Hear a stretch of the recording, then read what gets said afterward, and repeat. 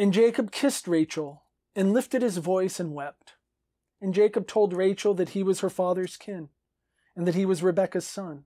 And she ran and told her father. And it happened when Laban heard the report of Jacob, his sister's son, he ran toward him and embraced him and kissed him and brought him to his house. And he recounted to Laban all these things. And Laban said to him, "Indeed, you are my bone and my flesh." So here's the welcoming of him into the household. We have a betrothal scene here, not official, but in biblical lit, we have a betrothal scene here. And I always like to think of, remember whenever Abraham's servant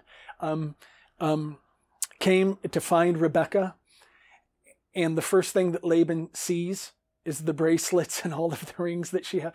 It's not in the text, but I always like to imagine Laban maybe kind of frisking Jacob.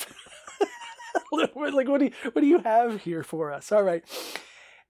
And this is just classic biblical literature, what they're doing here. And he stayed with him a month's time. And Laban said to Jacob, "Because you are my kin, should you serve me for nothing? Tell me what your wages should be." It is just fantastic.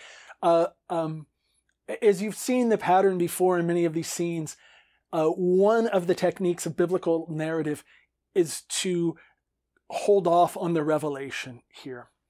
Notice what's been going on. Jacob's been working for free. And Laban's like, "You've been here for a month. You've been working for me. What do you want your wages?" It just holds it back for us, right? It's just perfect. And Laban had 2 daughters. The name of the elder was Leah, and the name of the younger Rachel.